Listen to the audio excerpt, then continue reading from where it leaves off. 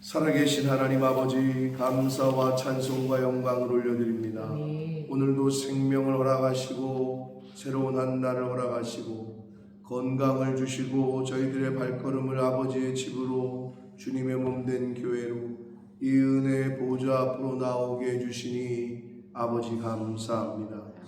아버지 하나님, 이 자리에 나온 한 심령들 하나님께서 하늘문을 여시고 저들의 마음에, 저들의 심령에 성령으로, 진리의 영으로, 말씀의 영으로 임하셔서 이 자리에 나온 한 영혼들과 또 이 자리에 나오고 싶어도 마음은 원이로되 육신이 불편한 자, 또 육신은 건강하되 영이 병든 자, 아버지 그들에게 은혜를 더하셔서 하나님의 말씀이 들려지게 하시고 하나님을 가까이 하는 은혜가 있게 하여 주옵소서. 아버지, 이 시간 말씀을 듣겠습니다. 육적인 귀로만 듣는 자 되지 말게 하시고 마음으로 듣고 마음으로 받는 자들 되어지도록 이 시간을 주장하여 주옵소서. 예수 그리스도 이름으로 축복하며 기도 올리옵나이다. 아멘. 어제 말씀을 들으신 분들은 알겠지만 56장은 구원받을 자의 자격에 대하여 말씀합니다. 이스라엘 땅에서 태어나고 아브라함의 후손으로 육신의 이스라엘 사람으로 태어난 자들만 구원받는 게 아니라 구원받을 자의 자격은 한마디로 얘기하면 56장에서는 여호와와 연합한 사람, 여호와께 연합한 이방인, 월요일 말씀을 영상을 통해서 들으셨다면 기억이 나실 텐데, 내가 하나님과 연합했느냐 안 했느냐, 내가 하나님과 하나가 됐느냐 안 됐느냐, 즉 이 말은 하나님의 말씀을 내가 받아들였느냐, 즉 영접했느냐, 영접하는 자, 곧 그 이름을 믿는 자들에게는 하나님의 자녀가 되는 권세를 주신다라고 사도 요한이 요한복음에서 말씀을 했는데, 영접한 자가 곧 연합한 자라고. 내가 그를 받아들였다, 그 말을 내가 받아들였다, 이게 연합하는 거예요. 우리가 악을 연합하고 죄를 연합한다는 것은 다른 게 아니에요. 악한 사람의 말을 내가 받아들일 때, 거부하고 잘라내지 않을 때, 그게 연합하는 거예요. 하나님의 말씀을 내가 받아들이고 그 말씀을 영접하고 그 말씀에 순종하는 것이 연합한 거다. 그래서 여호와와 연합한 사람은 누구든지 56장 3절에도 여호와께 연합한 이방인, 이런 표현이 나와요. 당시의 이스라엘 백성들은 자기들만 천국 가는 줄 알았고 자기들만 구원받은 줄 알았단 말이에요. 그게 아니라는 것을 구약에서도 얘기해 줬어요. 구약에서도, 신약은 둘째치고 구약 성경에서도 계속 얘기를 했는데, 이 이스라엘 사람들은, 이 주이시들은 지금도 유대인인 자기들만 구원받는다고 생각한단 말이에요. 그러니까 하나님에게, 하나님으로부터 택함을 받은 건 맞아요. 그들의 민족, 하나님이 모델 케이스로, 시범 케이스로 강원도만한 땅덩어리에 가장 작은 나라를 택해서 그 나라가 어떻게 운영되고 이끌어져 가는지 역사 속에서 보여주고 싶으셨어요. 로마 제국을 택했다면, 당시의 강대국을 택했다면, 저 나라는 원래 힘이 세니까 저런 거지 라고 생각하니까 아예 아주 비천하고 아주 조그마고 아주 보잘것없는, 양이나 처먹고 염소나 처먹는, 길러서 먹는 그런 아주 조그맣고 나약한 나라를 택해서 하나님이 하나님 되심을, 하나님이 이 세상의 주관자이심을 나타내 주시기 위해서 그들을 샘플로 사용하셨는데, 이 샘플된 것들이 잘못 생각했단 말이에요. 그래서 하나님에게 은혜를 받았음에도 우상을 숭배하고 헛짓거리는 또 다 하네. 이런 과정에 대한 기록이 구약 성경인데, 그래서 하나님께서 그 그 조그만 나라, 그 택했던 나라를 버리지 않으시고 계속해서 이끌어 가시고 채찍질하고 다시 회복시키고 이 전 과정을 왜 우리에게 후손들에게 오늘날 2000년 몇천 년이 지난 지금까지 우리에게 왜 남겨주셔서 읽게 하고 듣게 하고 알게 하느냐? 그게 우리 인간의 전 과정이고 인류를 구원하시는 하나님의 과정을 오늘날 우리들에게까지도 알려주시고 싶었던 거예요. 내가 너를 택했고 내가 너를 창세전에 지명했는데 우리는 몰라. 근데 내가 너를 지명했지만 너도 이스라엘 사람들과 똑같이 살지도 모르니 이렇게 살지 말고 너희들은 이렇게 살아라 하시는 말씀이 성경이란 말이야. 그러니 나를 기억해라, 내 말을 잘 들어라, 나를 떠나지 말아라, 내 안에 거하라.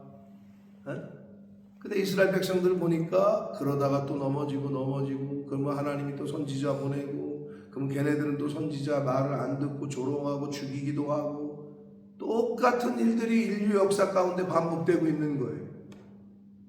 그럼 이 성경을 읽고 나는 그렇게 살지 말아야지 하는 사람들은 그렇게 안 살고 잘 어떤 타산지석으로 삼는 거고, 근데 많은 사람들은 읽지도 않고 듣지도 않고 그러니 똑같은 패턴으로 살아가는 거예요.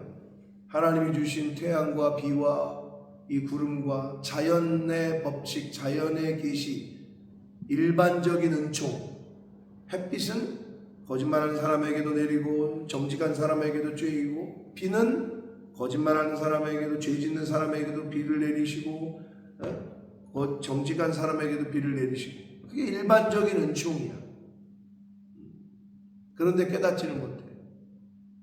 이 자연 속에서 하나님을 만나지를 못해. 왜? 눈이 가려져 있고 귀가 막혀 있기 때문에. 그래서 성경은 계속 말씀하는 거예요. 들을 귀 있는 자는 들어라 라고 말씀하시는 거예요. 오늘 우리가 이 자리에 나온 저와 여러분이 하나님과 연합한, 하나님의 말씀에 순종하는, 하나님의 말씀을 영접하는 자 되신 줄 믿습니다. 그렇기 때문에 정신 똑바로 차리고 매일매일 하나님을 가까이 하고 하나님의 말씀을 가까이 하고 들으려고 힘쓰고 애쓰셔야 우리도 똑같은 실수를 범하지 않는, 우리도 똑같은 이 죄성을 갖고 있는 인간들이기에 언제 목이 곧고 언제 하나님의 말씀보다도 앞서고 순식간이라고. 그러니까 매일매일 듣고 되새기고 무릎 꿇고 나를 점검하고 매일매일 하는 거죠. 살아있는 동안. 하고 싶어도 못하는 사람들이 있어요. 교회를 나오고 싶어도 못 나오고 말씀을 듣고 싶어도 전하는 자가 없는데 어찌 들으려. 그런 사람들이 있고 우리도 그렇게 될지도 몰라요. 현재 주어진 것에 너무 감사하고 기뻐하고 소중히 여기고 아끼고, 여러분이 교회를 사랑하고 주의 종을 사랑하면, 하나님을 사랑하면 하나님께서도 그 마음을 보시고 은혜를 주시지만 여호와의 영이 예루살렘에서 떠나서 시온산에, 하나님의 영이 예레미야에 보면 이제 상징적이죠. 하나님의 영이 또는 하나님이 예루살렘 성전에서 떠나서 시온산에 머물렀다는 표현이 나와요. 이제 떠나시는 거죠. 그걸 신약 성경으로 말하자면 요한계시록에는 촛대를 옮기신다는 표현을 써요. 촛대에 불이 꺼지지 않게 하라. 이거는 하나님의 임재를 상징하거든요. 근데 촛대를 옮긴다 이 말은 이제 하나님이 떠나신다는 거예요. 하나님의 영. 예레미야에 보면 그게 나온단 말이에요. 그러면 그 말이 뭐냐? 그리고 나서 함락당한단 말이에요. 바벨론에게. 그런 의미예요. 그러니까 우리 가운데 하나님의 영이 거하시도록 내 자리를 내어드리고 하나님의 영이 거하시도록 깨끗게 하고, 손님을 초대해도 여러분 집 청소하고 뭐 음식 장만하고 하잖아요. 하나님의 영이 거하시도록 우리 이 보이지 않는 마음의 집을 깨끗게 하고 정결케 하고 하는 게 당연한 거잖아요. 똑같은 거죠. 소중히 여기고 어서 오십시오 하고 이런 자세가 우리의 하루하루의 삶 가운데 있어야 될 줄 믿습니다. 그게 여호와와 연합하는 거예요. 말씀과 연합하는 거예요. 그 얘기를 어제 말씀을 통해서 했고 9절부터 12절까지는요. 이스라엘 지도자들의 아주 그 타락상을 얘기하시는 거예요. 그들을 빗대서 맹인이고 벙어리 개들이고 꿈꾸는 자들이고 누워있는 자들이고 잠자기를 좋아하는 자들이고 이 개들은 몰지각한 목자들이라. 가만히 보면 한국 사람들이 왜 욕을 할 때 1번 욕이 뭐예요? 저런 개 뭐 새끼라고 그러잖아요. 그게 성경에서 왔나 봐요. 여기 그러잖아요. 이 개들은 탐욕이 심하고 족한 줄을 알지 못하고 몰지각한 목자들이라. 당시에 이스라엘의 지도자들이 그랬어요. 그리고 구체적으로 어떻게 했어요? 11절 보면 다 제 길로 돌아가며 사람마다 자기 이익만 추구해요. 네? 이런 몰지각한 지도자들. 자기 배만 불리고 자기 이익만 추구했다라고 성경은 말하고 그러면서 뭐라 그러냐? 야, 술 좀 더 가져와 봐. 내가 포도주를 가져오리라. 우리가 독주를 잔뜩 마시자. 내일도 오늘같이 크게 넘칠 것이다. 라고 말한다는 거예요. 야, 오늘 마시고 죽자. 이런단 말이에요. 인생 뭐 있어? 이러면서 그냥 잔뜩 마시고 야, 내일도 만나서 또 마시자. 뭐 이런다는 거예요. 이게 인간의 모습이고 우리에게 되어 있는 일면의 모습일 수 있어요. 언제 이게 꿈틀거리고 올라올지 몰라요. 그러니까 이것을 누르고 이것을 죽이고 잘라내고 불태우고 하는 것이 사도 바울이 말한 나는 내일 죽노라 라고 하셨던 말씀이에요. 그러니까 자기 자신을 육신의 정욕은 매일 죽이고 성령의 소욕은 늘리고 하나님의 영이 하시는 말씀과 순종은 더 늘려가고 내 육신의 생각은 매일 죽이고 두 가지를 다 해야 되는 거죠. 우리 육신은 매일 죽이고 성령께서 주시는 감화 감동은 계속 실천하고 그렇게 사시는 저와 여러분이 되어야 될 줄 믿습니다. 이제 마지막 그 9절부터 22절은 그 말씀이었고 57장에서는요. 우리가 읽은 13절까지에서는 우상 숭배에 대한 규탄의 하나님의 그 심판의 말씀을 하고 계셔요. 우상 숭배. 1절과 2절이 좀 헷갈리실 수 있는데 의인이 죽을지라도 마음에 두는 자가 없고 진실한 이들이 거두어 감을 당하여도 깨닫는 자가 없도다. 의인들은 악한 자들 앞에서 불리어 가도다. 그들은 평안히 들어갔나니 바른 길로 가는 자들은 그들의 침상에서 편히 쉴 것이다. 이게 무슨 말이냐면 예수 믿는데도 왜 저렇게 일찍 죽어요? 예수 믿는데 왜 저렇게 죽어요? 이렇게 말하는 사람이 있어요. 그거에 대한 답일 수 있어요. 요 57장 1절을 표준 새번역 성경이라는 성경에서는 어떻게 번역했느냐? 의인이 세상을 떠나는 것은 실상 재앙을 피하여 가는 것이다 라고 번역을 했어요. 그러니까 히브리어 성경을 원문을 번역을 할 때 그 뉘앙스와 의도를 표준 새번역 성경이라는 번역본은 의인이 세상을 떠나는 것, 한마디로 예수 잘 믿는 사람들이 죽는 것, 먼저 죽는 것은 실상은 이 땅에서의 당할 고난과 재앙을 피하여 가는 것이다 라고 되어 있단 말이에요. 이 땅에서의 수고와 이 땅에 임할 진노와 재앙을 피하여 가는 것이다.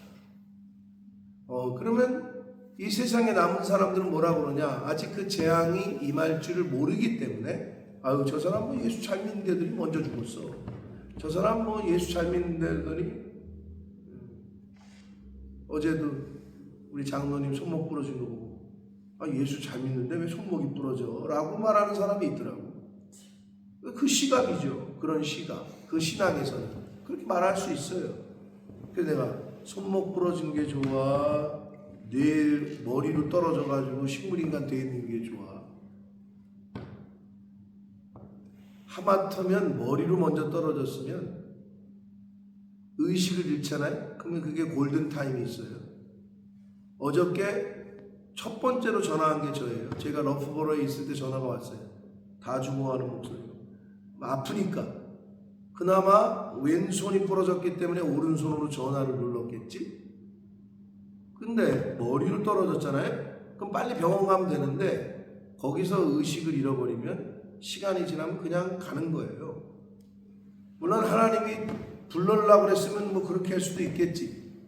근데 손목만 그것도 왼손이야. 오른손도 아니고. 다리가 부러진 것도 아니고 고관절이 나간 것도 아니고 떨어지면서 뭐 갈비뼈가 부러진 것도 아니고 손목만. 제가 어제 그 소식을 듣고 이제 처리를 하고 뭐 이제 가라고 연락을 하고 이제 운전하면서 내려오는데 손양원 목사님의 감사 기도가 생각이 났어요. 손양원 목사님이 그렇게 10가지 감사가 있잖아요. 아들을 하나도 아니고 둘이나 천국으로 유학 보내주시니 감사. 아들 둘을 잃었는데 거기서 그런 시각으로 봤다는 거지. 자기 자식이 눈앞에서 죽었는데 하나님께서 우리 아들 둘을 천국으로 불러주시니 감사합니다. 이렇게 감사 기도를 했대잖아요. 누가 봐도 화한데 그거를 복으로 보는 믿음의 눈이 있었던 거죠. 왜? 죽고 사는 건 하나님의 주권이니 저 사람이 죽인 게 아니라 하나님이 허락하셨기 때문에 내 아들이 죽었다라고 생각하는 거예요. 그 믿음과 그 시각이 저와 여러분에게 있어야 될 줄 믿습니다. 그러면 왜 손목일까? 감사하죠. 머리가 아닌 게 감사하고 고관절 부러지지 않은 이거 부러졌으면 누워 있어야 돼. 움직이지도 못해. 근데 아니 다리 부러지지 않아서 얼마나 화장실 갈 때 편하지. 걸어 다닐 수 있지. 조금만 있으면 이제 수술하고 왼손만 조심하면 새벽 예배 나오고 걸어올 수 있게 뭐 해주셔서 얼마나 감사하냐고. 근데 여러 가지 또 우리 장로님이 그 짧은 시간에 경험하시는 것들이 있는데 그건 나중에 시간이 되면 나누기로 하고. 왜 예수 잘 믿는데 일찍 죽어? 그 얘기는 내가 그랬잖아요. 김영민 목사님 돌아가셨는데 목회 너무 잘하셨고 너무 신실하시고 내가 생각할 때 나보다 100배 나으니까 나보다 먼저 불러가셨겠지. 내가 그 죽음을 소식을 들으면서 아 나는 아직 멀었구나 라는 생각이 들더라니까요. 내가 아직 천국에 가려면 나는 아직 멀었구나. 그분은 이 땅에 수고를 다 하신 거예요. 하나님이 정하신 맡겨주신 임무를 다 하신 거예요. 거기까지인 거예요. 근데 일각에서는 아, 예수 참 저 사람이 벌 받아 천벌 받아가지고 일찍 죽었나? 왜 저런 병이 있고 왜 저래서 일찍 죽었나? 그건 그 사람들의 시각이고 말이고 성경이 뭐라 그러냐? 의인이 죽을지라도 마음에 두는 자가 없대. 진실한 이들이 하나님께 불려감을 당할지라도 깨닫는 자가 없도다. 깨닫지를 못해. 왜 의인이? 왜 진실되게 정직하는 사람이 먼저 불려가냐? 깨닫는 자를 깨닫지를 못해. 여러분 같으면 좋은 곳에 먼저 안 가고 싶어. 이 땅이 좋은 줄 알고 이래다 전쟁 나봐. 이래다가 성경에 나오는 아마겟돈 전쟁이라고 표현되는 3차 세계대전이라고 추측을 하는데 신학자들은 그 고통과 그거는 이루 말할 수가 없어요. 그러니까 6.25 전쟁을 겪었던 어르신들은 전쟁은 절대 일어나서는 안 된다 표현을 하고 우리는 전후 세대라 그걸 몰라. 그때 어떤 일들이 벌어지는지. 아이와 여자들은 아주 더 힘들어요. 지금도 러시아 우크라이나 전쟁 쳐들어오면 막 여자들 뭐 강간하고 막 죽이고 이거는 이루 말할 수가 없는 고통이 있는 거예요. 성경이 얘기하잖아요.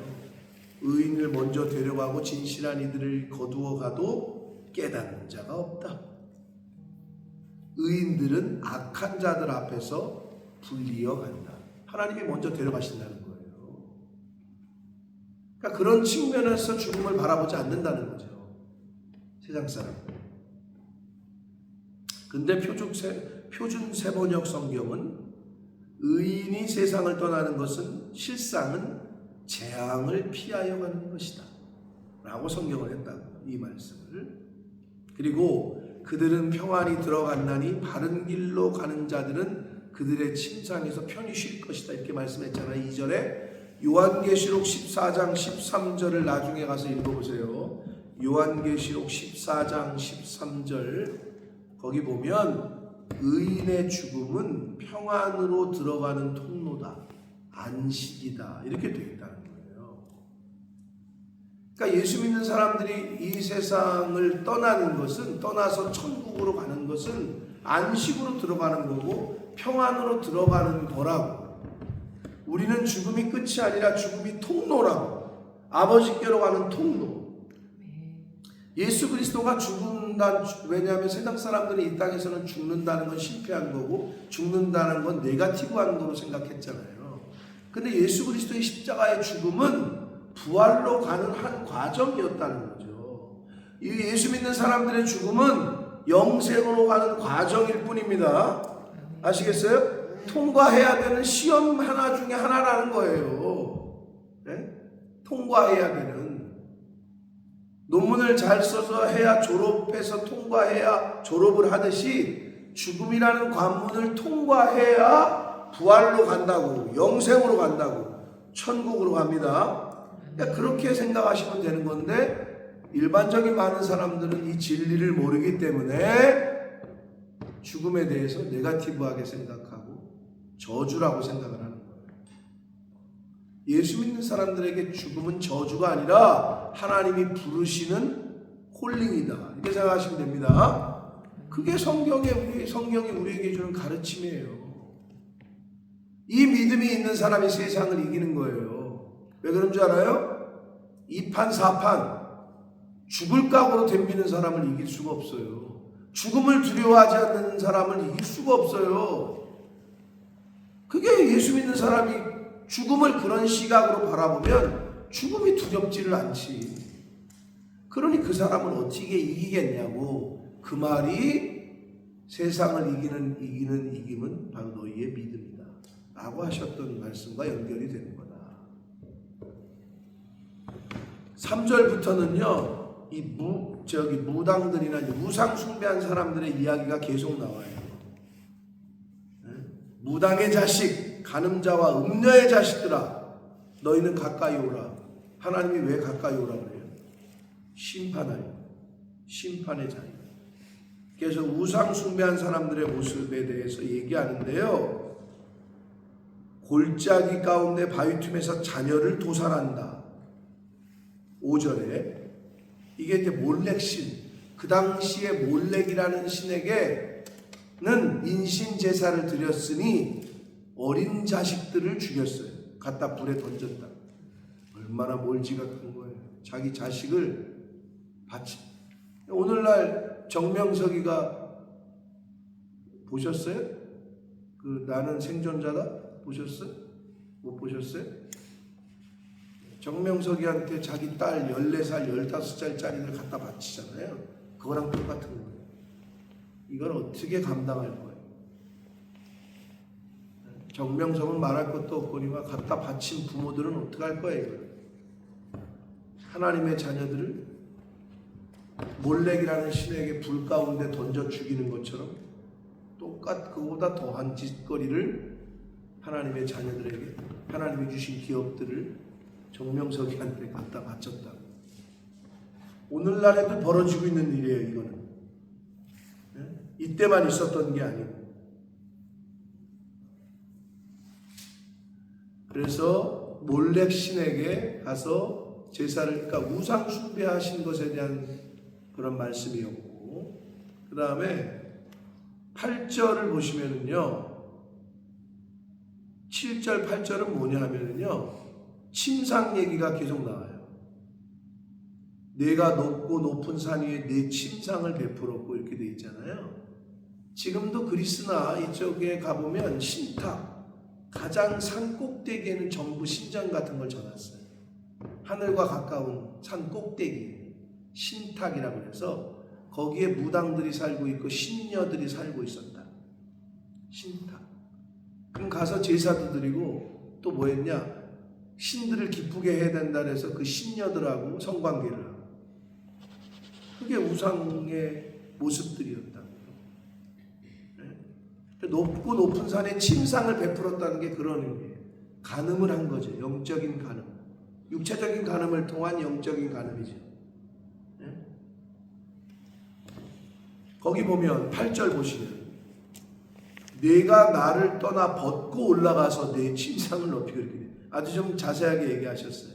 하나님을 떠나서 벗고 올라가서 내 침상을 넓혀서 그들과 우상과 언약하고 내가 그들의 침상을 사랑하여 그 벌거벗은 것을 하나님이 보았다 이렇게 말씀하십니다.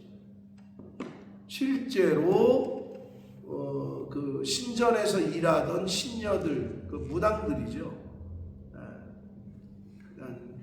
그 신을 섬기는 그런 여자들과 올라가면은 관계를 하고 했던 모습들이 실제 있었는데 그 얘기를 아주 자세하게 하시는 거예요. 내가 나를 떠나서 옷을 벗어서 그 침상에서 벌거벗은 것을 내가 보았다 이렇게 말씀하시죠. 그것뿐만 아니라 더 자세하게 내가 기름을 가지고 몰렉에게 나아가되 향품을 더하였다. 향품, 기름 이거는 하나님께 바쳐야 되는 것들인데 그 좋은 것들을 사가지고 그 우상에게 갖다 바치고 신녀에게 갖다 바쳐가지고 한마디로 향수 좋은 거 사왔어 칙칙칙 뿌리면서 냄새 좋지 않냐 막 이러면서 한 거죠 실제로. 그 얘기를 아주 자세하게 몰렉에게 나아가되 향품을 더하였고 내가 또 사신을 먼 곳에 보내고 수오레까지 내려가기. 이건 뭔 얘기냐면요, 지금 내 하는 그 헛짓거리들보다 다른 데는 더 좋은 우상이 없나? 야, 저쪽 먼 곳에 어떤 신녀들이 괜찮다던데, 그쪽 신녀들이 이쁘다던데 사람까지 보내가지고 알아보고 했다는 거를 이렇게 표현하는 거예요. 먼 곳에 우리는 선교사를 보내잖아요. 근데 얘네는 거기 어떤 뭐 좋은 우상, 좋은 우상 또는 좋은 우상을 섬기는 여자들이 있는지 사신을 보냈다. 정명석이하고 똑같죠. 홍콩에 있는 데 가서 전도를 해가지고 메이플이라는 이쁜 여자를 영입을 했다. 키는 막 180, 170m. 그래서 메이플이 그 당시에 가장 잘 나가는 소문난 여자였다. 근데 이 여자가 그걸 당하고 얼굴을 한마디로 까고 폭로를 하니까 지금 들어가 있는 거예요. 정명석. 어떻게 보면 희생을 한 거죠. 메이플이라는 사람. 그래서 이 과정을 쭉 거기 가면 영상을 보세요. 메이플이 얼굴을 까고 인터뷰를 한다니까 신천지에서 난리가 났다. 이걸 막아야 돼요. 총동원을 했다고. 경찰, 검사 뭐 했는데 그 메이플의 헌신과 희생, 자기 얼굴을 내놓고 하는 거니까 당한 거를 다 얘기하는 거니까. 그랬더니 잠재적으로 말도 못 꺼내고 있던 수십 명의 여자가 함께 고소를 한 거예요. 그 전까지는 그냥 창피하기도 하고 나만 입 다물고 살면 되지 했던 그 당한 여자들이 같이 고소를 하게 돼요. 인터뷰에도 응하고. 그러니까 희생이, 그 메이플이라는 사람이 희생을 했죠. 근데 이제 그걸 보면 홍콩에 다른 나라에 그러면 이쁜 여자들을 데리고 오는 거예요. 그 월명동으로.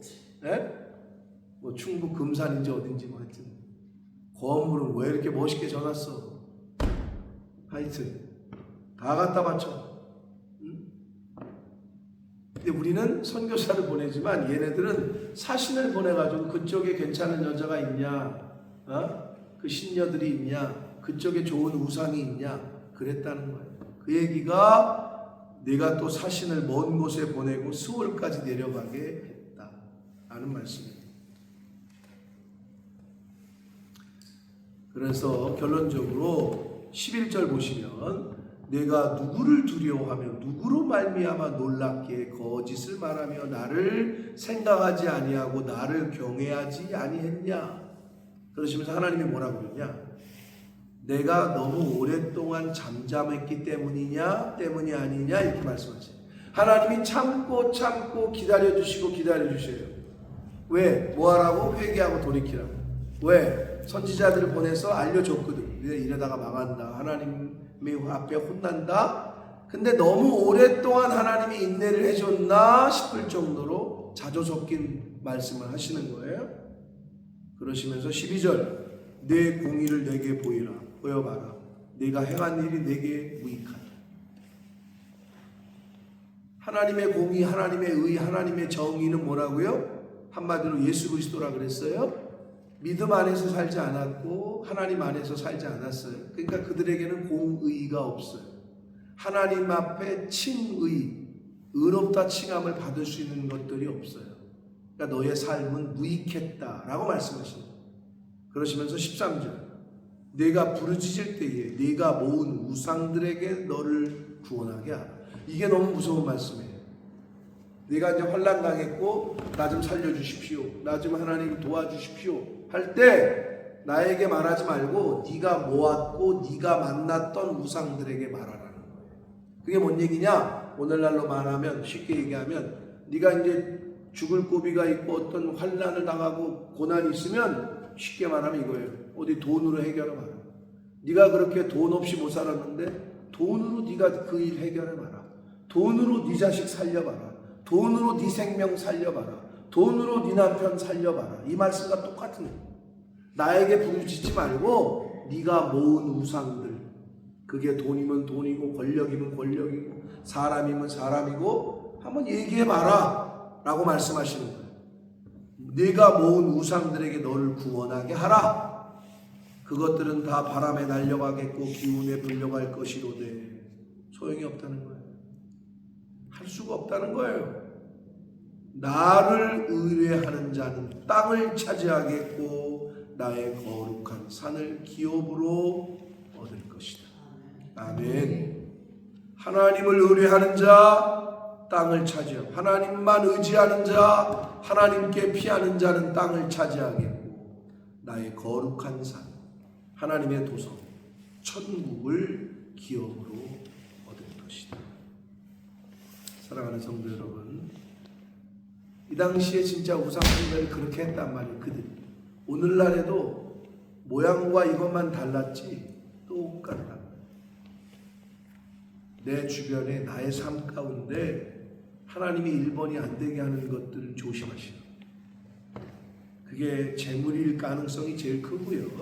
예수 믿건 믿지 않건 늘 말씀드리잖아요. 신약으로 넘어와서는 예수님이 하나님과 재물을 겸하여 섬길 수 없다. 하나님을 섬기는 데 있어서 가장 적이 되는 것을 재물로 표현하셨다고 예수님.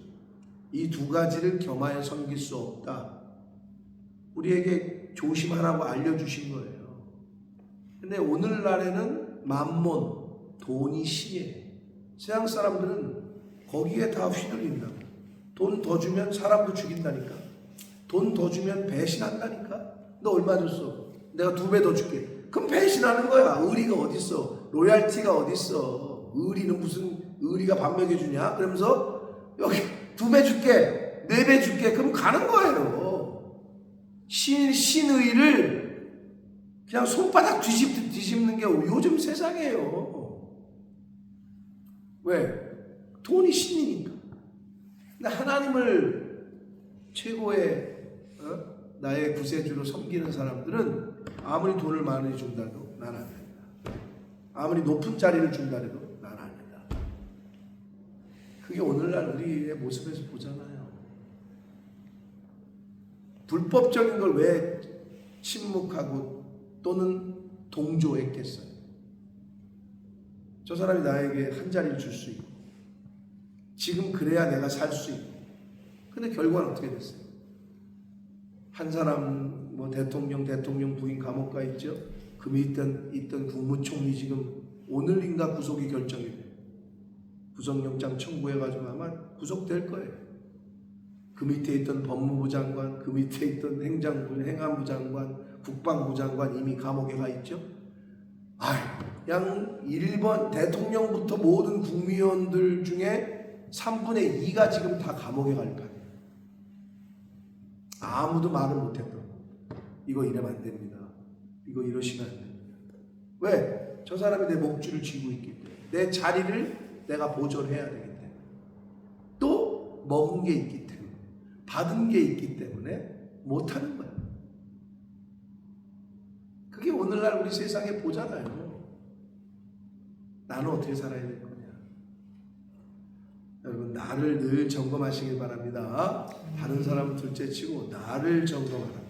내가 정말 하나님의 1번이냐, 내가 하나님의 교회가 1번이냐, 이거를 잘 점검하시고 사시기를 축복합니다.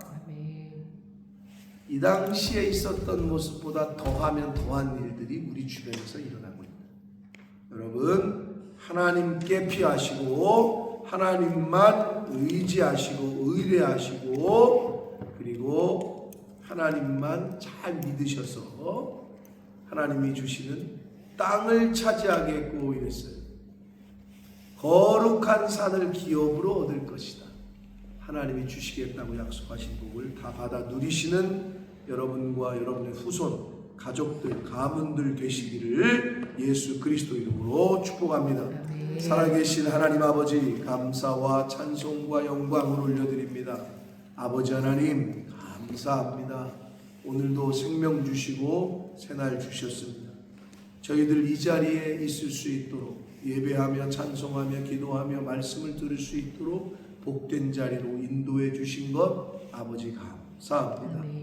아버지, 내 안에 나도 잘 알지 못하는 부지불식 중에 나도 나 자신도 모르게 하나님보다 우선으로 생각하는 것들이 있습니까? 내 육신의 정욕이 커져 있는 것이 있습니까? 사도 바울의 표현 말씀대로 육신의 정욕은 매일매일 죽이게 하시고 성령의 소욕은 매일매일 더 크게 더 많이 순종할 수 있는 저희들의 삶이 되도록 은혜 내려 주옵소서. 아버지, 우리에게도 죄성이 있어서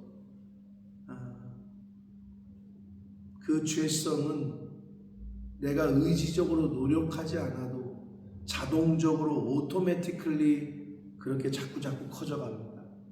그러나 성령의 소욕은 절제하고 인내하고 행하고 오래 참고 다스리고, 하나님의 일은 내 의지를 드리고 결단을 드려야 나아갈 수 있고 커져가는 것을 우리가 말씀을 통해 배웁니다.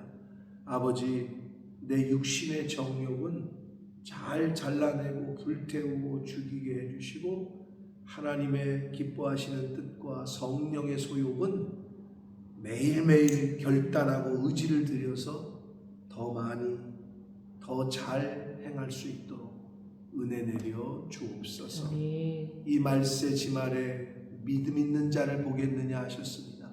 돈 많은 자를 보겠느냐가 아니었습니다. 지위 높은 자를 보겠느냐가 아니었습니다. 아버지, 하나님 앞에 믿음 있는 자로 살아가는 저희들이 되게 하여 주옵소서. 예수 그리스도 이름으로 축복하며 기도 올리옵나이다. 아멘.